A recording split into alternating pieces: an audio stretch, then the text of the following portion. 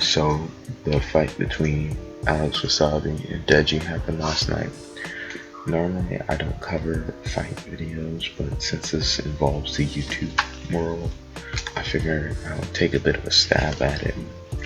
It wasn't very good, as the title will probably say. I haven't fully decided on what my title will be yet, but yeah, it wasn't very good. None of the events were really. There haven't really been like a objectively like really good boxing YouTube night since a couple years ago when Logan Paul and KSI went at it, and ever since then there's been just a steady decline with the whole industry of YouTube boxing and the whole Live X Live and all the fighters from the Austin McBroom, Bryce Hall card, and a majority of which still haven't gotten paid, and it's been like months and months now. And now there were a couple of fights, and people were saying that a lot of judges were more biased towards the UK fighters because the fight was over in the UK, and that led to a fight with King Kenny and FaZe Temper happening. And even though it seemed to me, from what I saw, see, I didn't catch too much of the fight, but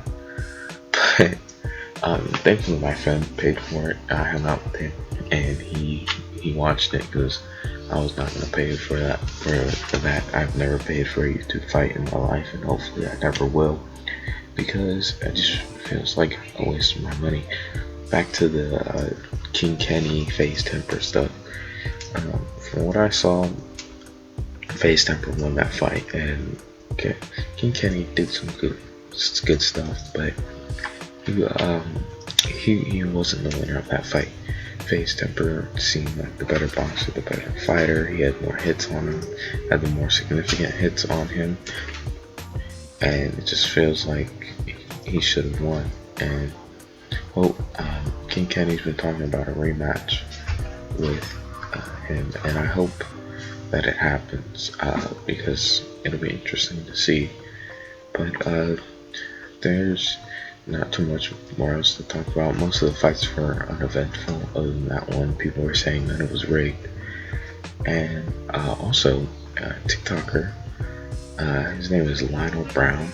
He calls himself Golden Boy. Apparently he's a boxer, and he decided that he was going to get clout by running into the ring. Now, I mean, he did get attention, but not as much as he wanted, because I had to go looking for his name, which is a good thing, because I don't want people just being able to just act a complete fool and just immediately get attention because of that. That's stupid, and it awards stupidity. But the question really comes to me is that why was this guy able to do this? Why didn't anybody stop him? Like, imagine he had a weapon and he wanted to harm one of the fighters. He could have. I mean, he got up in the ring and just started yelling. He could have done anything. Now, good thing security got to him, but he shouldn't have been anywhere near that ring. You know, when Ali and Foreman fought, do you think anybody was going to even get close to that ring? When Manny and Pacquiao fought, when Mayweather and Pacquiao fought, nobody was probably going to get within 10 yards of that ring. That was not security or in the corner. Because when you have these events, you have to put the fighter safety or the participant safety at the utmost, highest, maximum. And it felt like their safety was on minimum, and they just wanted to pump out an event, and they got a bad product. And I think this is bad for YouTube boxing as a whole, just because less and less people are going to be interested in now just seeing that bad product. Deji lost, by the way. That's something I haven't brought up at all, and I watched it.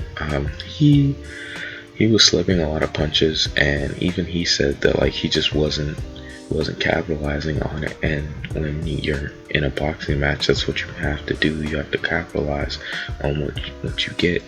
And Alex Wassabi was just landing more hits, and Deji was having the same problems where well, I don't want to say the same problems because last time it was stamina and he just wasn't throwing. See, he said that he got a new coach 6 weeks before the fight, but like, I don't understand. Now, I'm not a boxing aficionado, okay, but I don't understand how getting a new coach 6 weeks ago stops you from throwing punches. Like, I feel like that's something you should have already knew about, and the fact that he didn't know that, lost in the fight. And I think it's really bad for him, for boxing in general. He asked people if they wanted him to box and again, and they all cheered, but I don't think it's a very good idea for him to keep boxing. I don't see any reason for him to keep boxing. He's lost every single time, and he's improved, but it's like, you just want to see him lose again, and who's gonna fight him, and who's gonna want to pay money to watch them fight? I don't think anybody is going to. This was Deji's shot at retribution, and he just wasn't able to secure it. In boxing future of, wow, I phrased that really badly. But as for the boxing future of YouTube, like I said, it's not going to be very good. A lot of guys have been talking a lot of trash, but I don't think anything's going to come of it. And hopefully this whole thing of YouTubers starting beef and then going out there and hugging for an hour and a half, or not an hour and a half, but a little bit shorter than that, hopefully that goes away. But yeah, that pretty much wraps it up for me. Thank you for watching. Check out my podcast channel. It's the Doorcast, and I'll see you guys later. Bye. Oh wait, it's not the Doorcast. The Doorcast is the name of the channel. The podcast name is the best podcast. All right, bye.